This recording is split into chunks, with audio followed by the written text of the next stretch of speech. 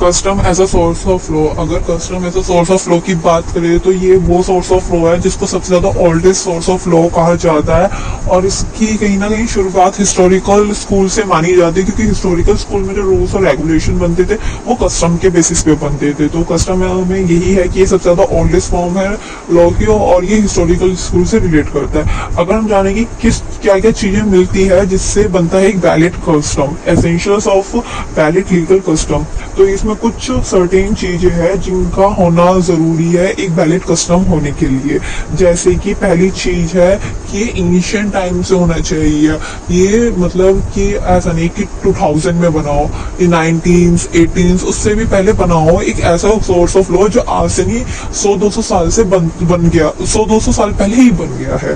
फिर है कि वो कंटिन्यूस होना चाहिए कि लाइक 100 साल पहले कुछ लॉ बना है कस्टम के थ्रू, तो वो 100 साल से लेके अब तक कंटिन्यूस चलना चाहिए। ऐसा नहीं कि बीच में 50 साल वो नहीं चला फिर एकदम से चल गया, ऐसा नहीं होना चाहिए।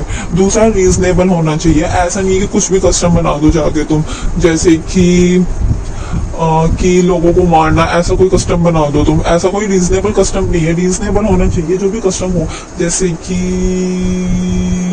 समझो आप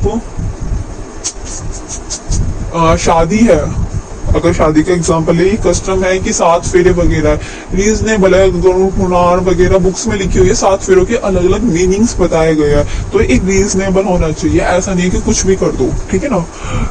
चौथा है इसका पीसफुल इंजॉयमेंट होना चाहिए। ऐसा कुछ कस्टम मत बनाओ जिससे कि वॉयलेंस हो, लड़ाइयाँ हो, झगड़ो, ऐसा मत बनाओ। पीसफुल होना चाहिए। जैसे कि अगर हिंदुओं के फॉर्म में देखें तो काफी सारे फेस्टिवल्स होते हैं जो कस्टम्स के थ्रू बनाए जाते हैं, जिनको प्रॉपर, जैसे कि गणेश चतुर्थी होती है, गणेश जी को लेके आते हैं, उनकी पूजा की जाती है, फिर उनको विसर्जन किया जाता है, पीसफुली होता है, इसमें लड़ाई वगैरह कुछ नहीं होता है।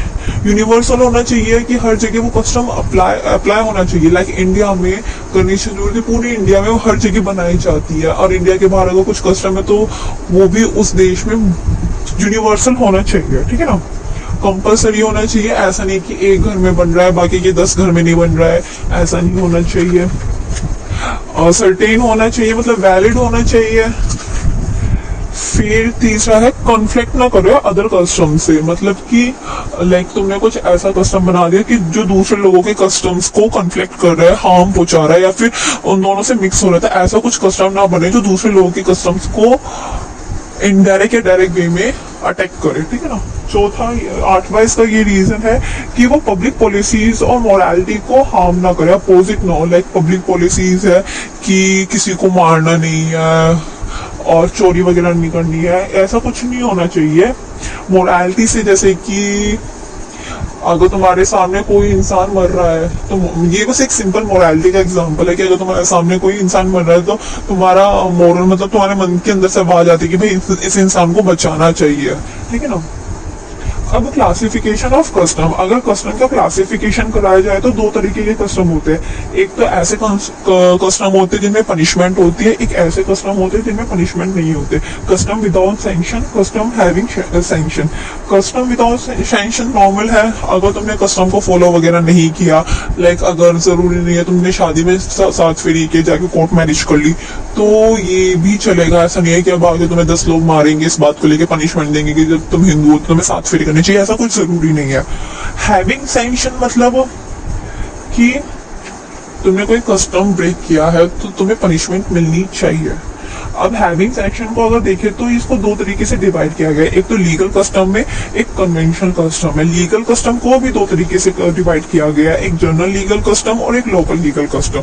The law are applicable as are restrictive rules of law, they are approved by the court and having become a part of country law.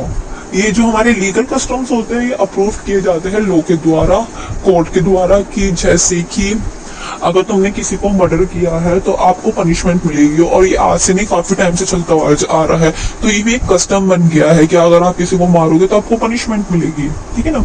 अब इसमें जनरल लीगल कस्टम और लोकल लीगल कस्टम को समझ लेते हैं। जनरल लीगल कस्टम होता है वो इंडिया में हर जगह अप्लाई किया जाएगा कि अगर आपने किसी इंसान को मारा है तो आपको 5 साल 10 साल जैसा लॉ बताया उस हिसाब से आपको पनिशमेंट दी जाएगी पूरे इंडिया में, ठीक है ना। और लोकल लीगल कस्टम कि आपने अपने स्टेट में कुछ ऐसा किया है जिसका एक अलग रूल हो, ठीक है ना। ये सर्टेन स्टेट डिस्ट्रिक्ट में होता है, क्योंकि हर एक स्टेट डिस्ट्रिक्ट का अलग अलग मैटर्स होते हैं ना, इसके हिसाब से। फिर आते हैं कन्वेंशनल कस्टम। कन्वेंशनल कस्टम्स होते हैं लोकल कस्टम और ट्रीटीज के बीच का कॉन्ट्रैक्ट। ये दोनों आके साथ में कॉन्ट्रैक्ट करते हैं, और अगर इनमें कुछ कमियां निकलती है, कुछ होता है, तो फिर इनके ऊपर पनिशमेंट्स लगाई जाती है। इसकी डेफिनेशन ये थी।